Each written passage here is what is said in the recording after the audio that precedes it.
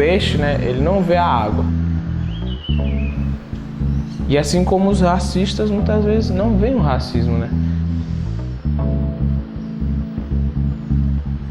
Eu particularmente não gosto de ser injuriado ou de ser discriminado e acho que ninguém gosta disso, né? Fui vítima disso, não por ser negro, mas sim pelo meu local de nascimento, né? E pelo meu histórico. Eu escrevo histórias africanas e parece que a literatura africana não interessa a maioria dos editores locais.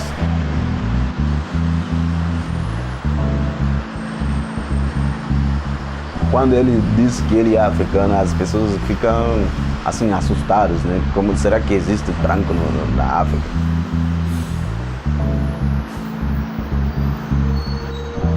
Eu não sofro por causa do racismo. Eu fico indignado, né, assim, mas eu não sofro mais por isso.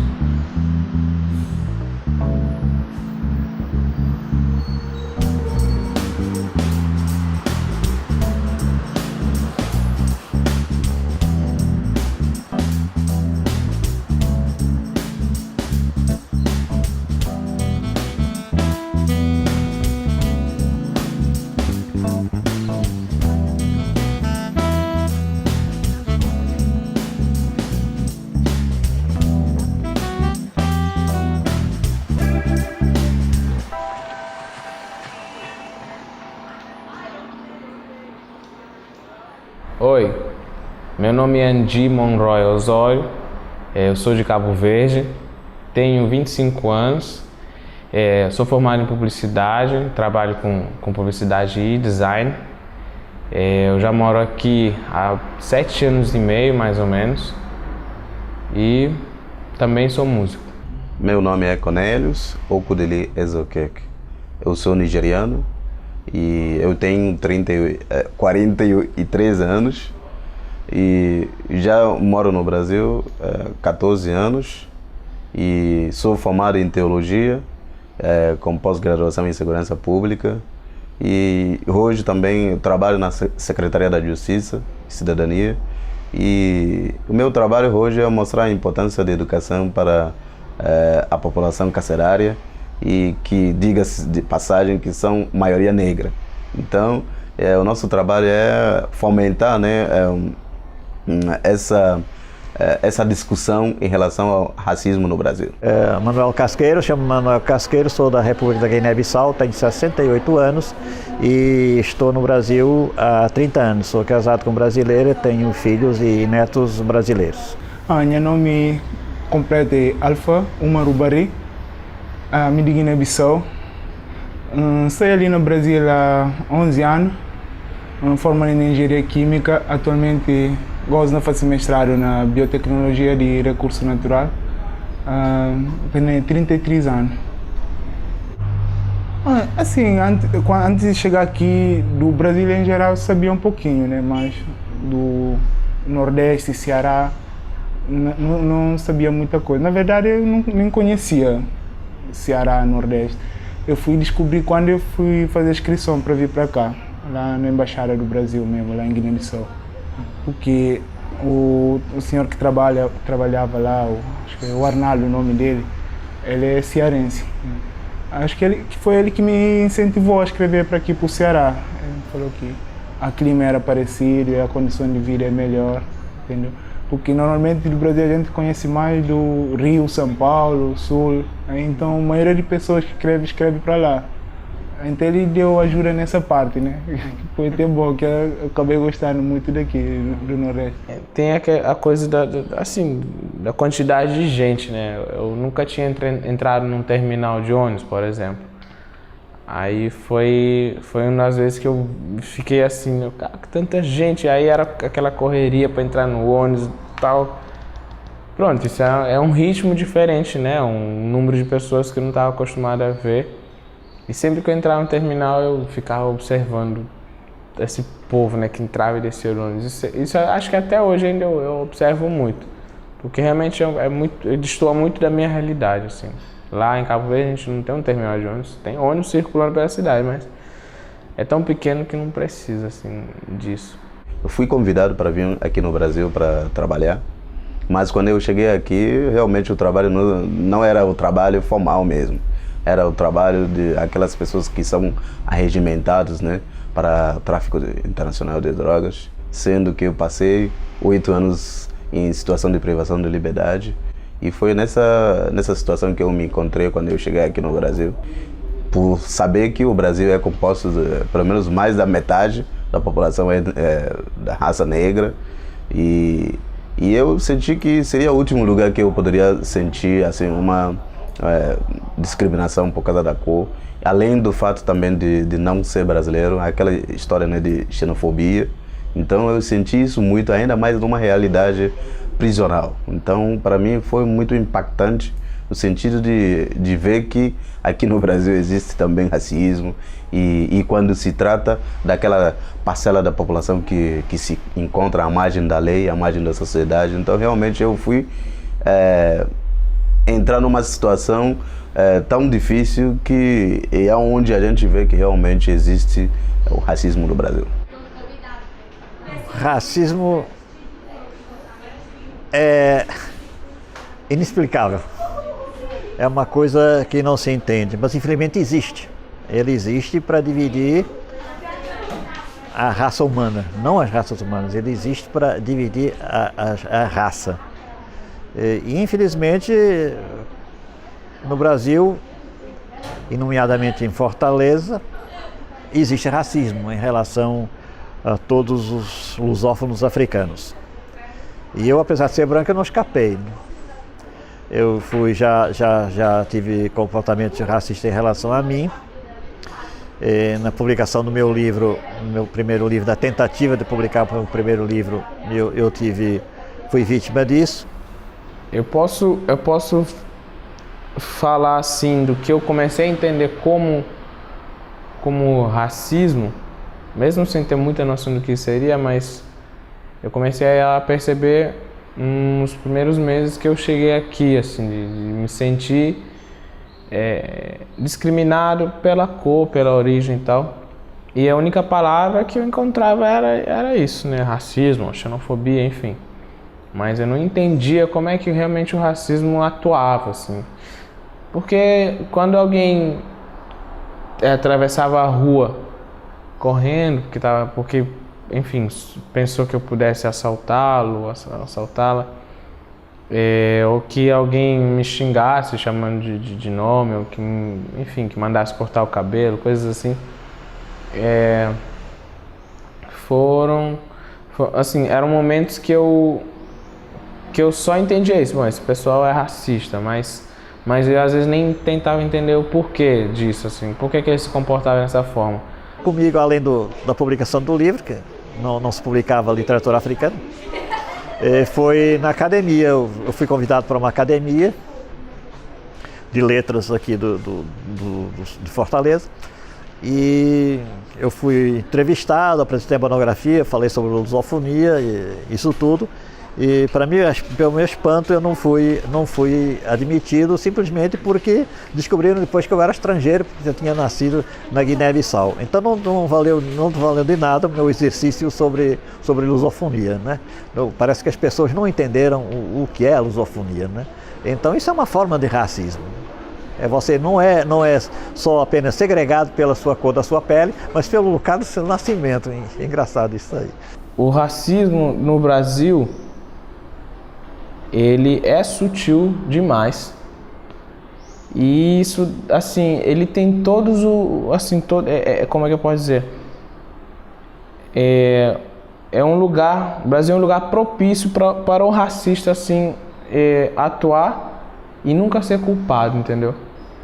É muito complicado, é aquela coisa de estigmativas, estereotipos, né?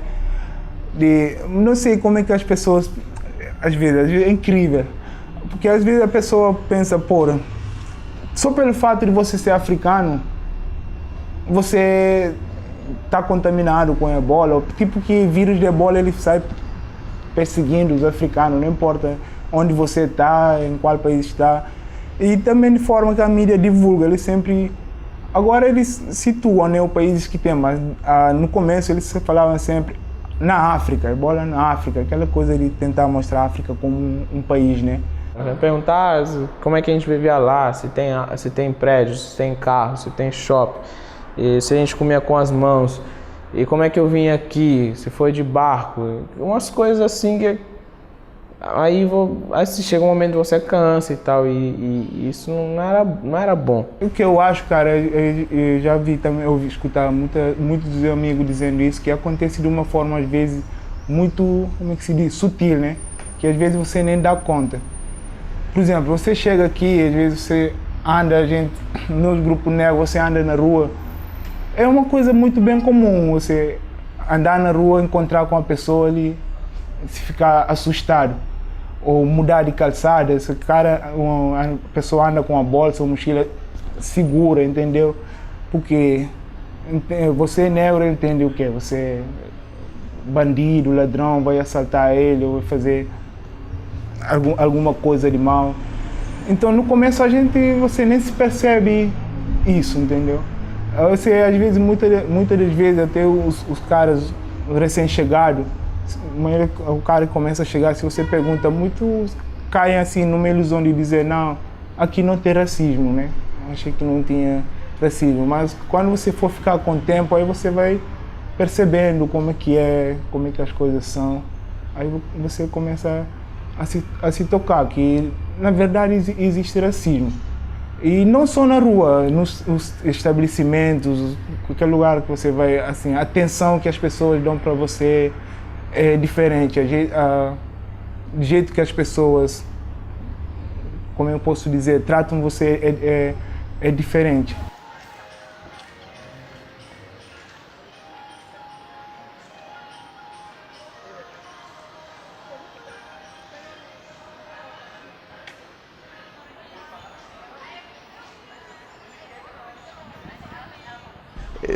Até quando você sente ser discriminado por causa da sua cor fora, na sociedade, é uma coisa. Agora, quando você entra numa realidade prisional, onde supostamente não deveria existir esse tipo de coisa, por ser a maior parte da população carcerária é negra.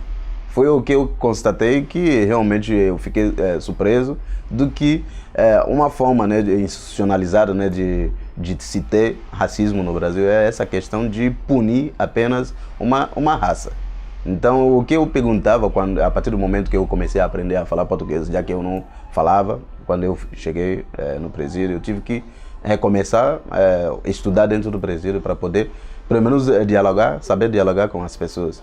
A primeira pergunta que eu fazia para as pessoas são: por que são os negros que estão atrás das grades? Por que será que aqui no Brasil só os negros que cometem crimes?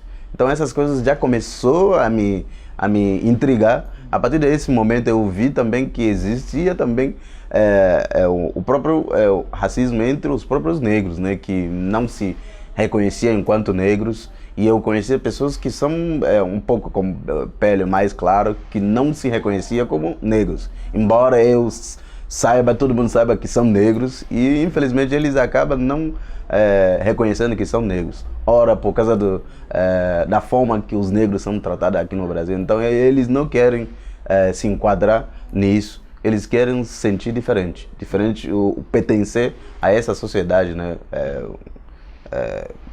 branca, né, que todo mundo quer ser.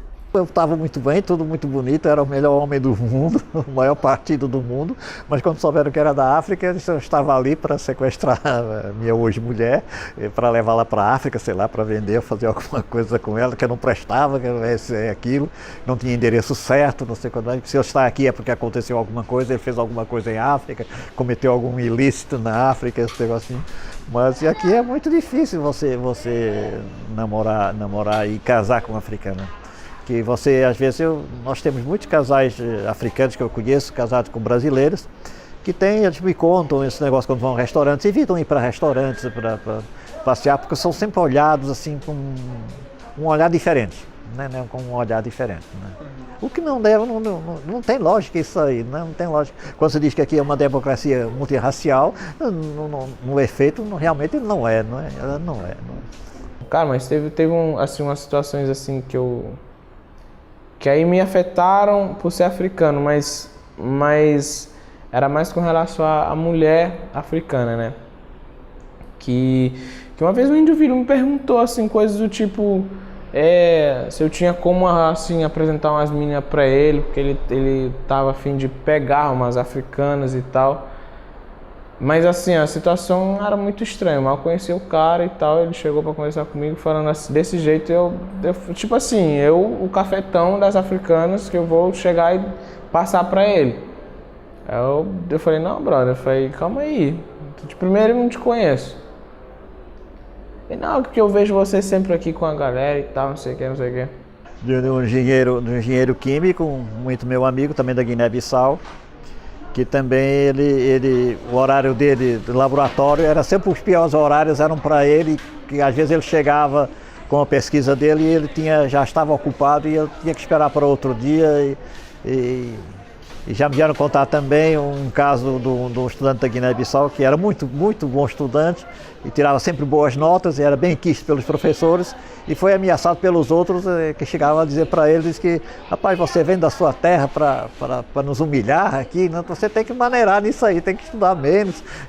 E ele tentou explicar, disse que realmente a bolsa dele, que não tinha bolsa, era a família que pagava o estudo dele, então ele tinha que aproveitar da melhor forma. Que ele não estava fazendo nada para se exibir, nem para humilhar ninguém, muito menos os colegas dele brasileiros. Não, dentro da universidade, aí acho que o negócio era assim mais sutil ainda, entendeu? Porque, enfim, você tem estudantes e tal, e professores, e você vê que esse pessoal, um pessoal que de alguma forma tem acesso a outros conhecimentos. E esses conhecimentos fazem eles estar muito cientes de que eles não podem ser, assim, assumidamente racistas. Então eles ficavam assim, mas eu percebi assim, né, assim, aquela coisa de escolher. Eu tinha dificuldade, por exemplo, para fazer trabalho de grupo. Tem uma vez, a gente estava conversando, acho que com os amigos, acho que foi até lá no bosque, né? Aí um dos amigos, que era dos meus amigos, né? Ele diz assim que ele acha que os africanos não deviam vir para cá para estudar. Por quê? Não, porque não pode, vocês vêm cá tomar lugar dos outros brasileiros, não sei o quê. Isso, eu sou contra isso, não sei o quê. Então tá bom, tu pensa assim, é opinião sua. Só que aí eu perguntei, então, mas não é só africano que vem para cá para estudar? Tem uns europeus que vêm, a gente conhece muitos espanhóis, alemães, franceses aqui. Ele, não, mas isso tudo bem, eles trazem uma contribuição a mais quando eles vêm para cá. Aí quando uma pessoa te fala isso, o que é que você pensa? Os africanos não podem vir, mas os europeus podem vir para estudar.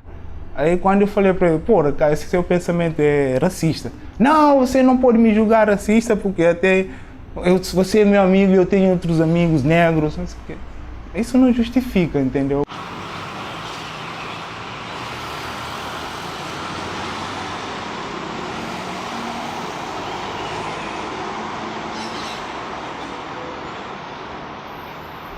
A partir do momento que eu me vi numa situação de privação de liberdade, e lá onde se tem racismo fora, lá é muito pior, no sentido de que os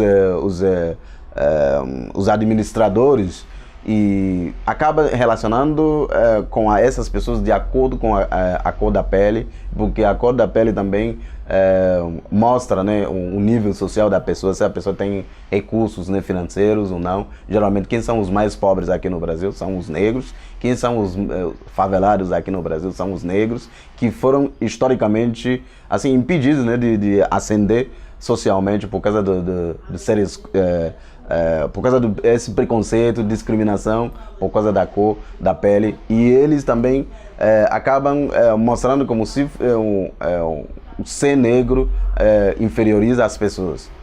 Eu estava num bar, num samba até aqui muito conhecido, e eu de costas e alguém me dá um puxão, mas foi um puxão de cabelo, que eu fiquei, na hora eu me transformei, só que eu ainda nem tinha virado o rosto, eu fiquei com muita raiva, falei, Pô, se for um amigo meu, eu vou ficar de mal com ele, mas se for um desconhecido, eu nem sei o que eu vou fazer. E eu viro e era um desconhecido, um homem aí ele na hora falou, cara, foi mal, pensei que era peruca. E as pessoas acabam dizendo que